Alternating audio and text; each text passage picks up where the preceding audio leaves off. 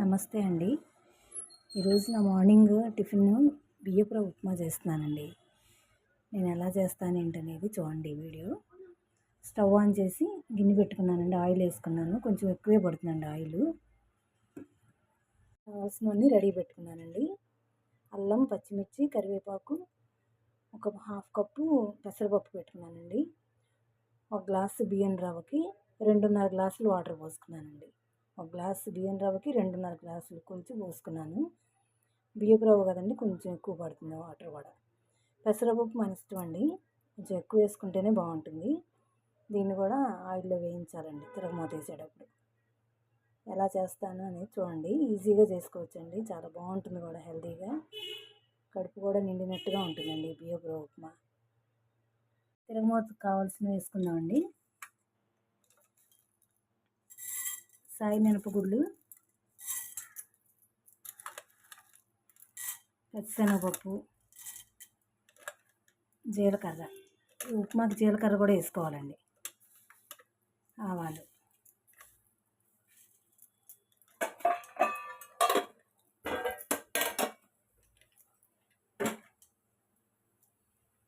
ఒకటేమో ఎండుమిర్చి,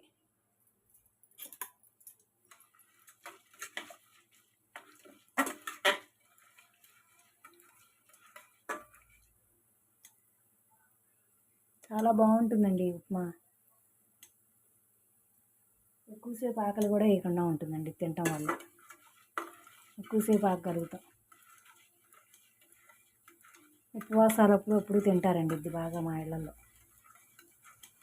ఇది చేసుకుని తినేవాళ్ళం.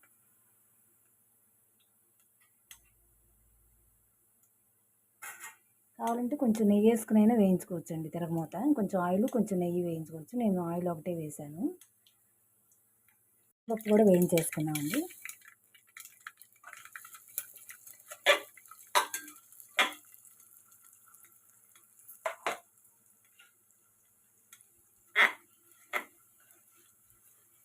కొంచెం పచ్చివాసన పోయేదాకా వేయించుకుంటే సరిపోతుంది. ఇప్పుడు దీంట్లోనే మనం తరిగి పెట్టుకున్న అల్లం ముక్కలు, పచ్చిమిర్చి, కరివేపాకు,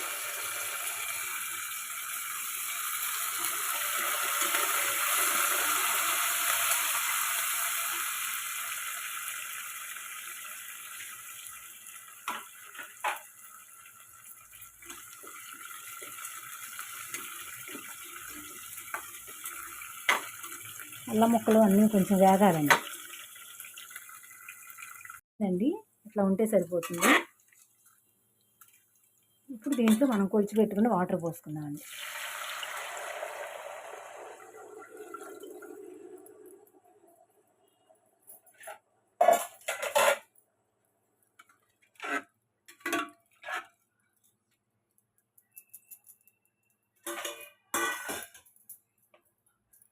ఇప్పుడు ఈ ఎసరులోనే సరిపోని సాల్ట్ కూడా వేసేసుకుందాం.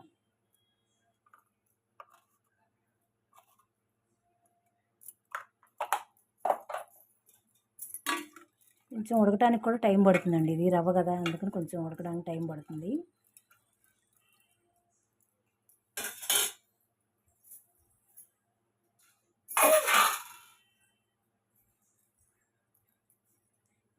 రవ్వ కూడా నేను ఇంట్లోనే పట్టుకున్నానండి.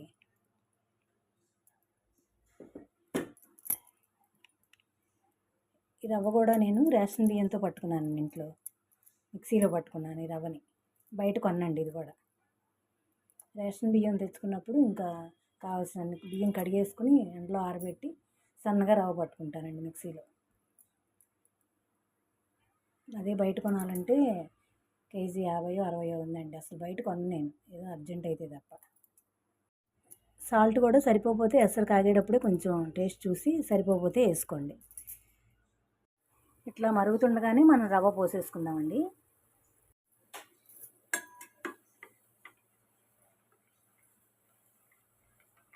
ఒక కప్పు రవ్వకి 2.5 కప్పు వాటర్ అండి.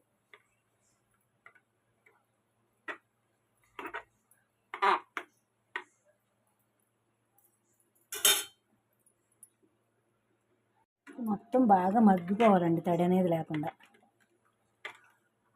పొడి పొడిలాడుతూ వస్తుందండి, పొడి పొడిలాడుతూ. ఇది వేడి మీద కన్నా చల్లారాక ఇంకా బాగుంటుందండి తినడానికి. వేడి మీద కొంచెం ముద్దగా ఉంటుంది కానీ చల్లారింది అనుకోండి పొడి పొడిలాడుతూ వస్తుంది.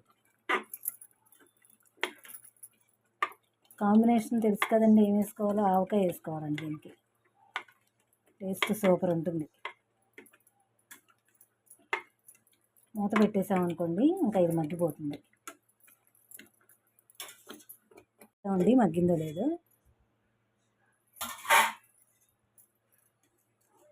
చూడండి, మరీ నొక్కేసినట్టు కలపకూడదండి, పైన కలపాలి. చూడండి మగ్గిపోయింది. ఇప్పుడు దీని మీద కొంచెం ఆయిల్ వేద్దామండి.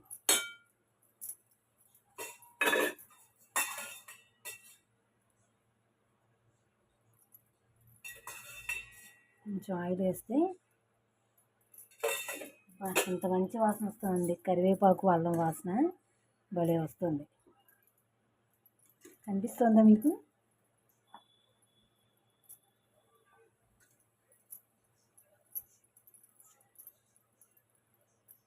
ఆహా, చూడండి పొడి పొడిలాడుతూ.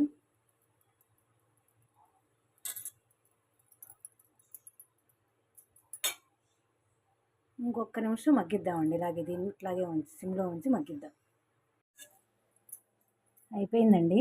నేను చెప్తున్నాను కదా, 1 కప్పు రవ్వకి 2½ కప్పు వాటర్ పోసుకోండి, పర్ఫెక్ట్గా వస్తుందండి.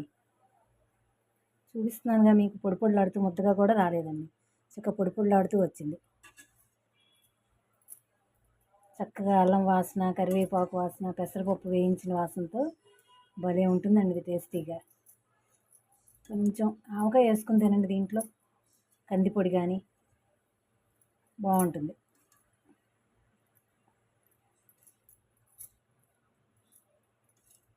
ఇట్లా ఉంటే సరిపోతుందండి. ఇంకా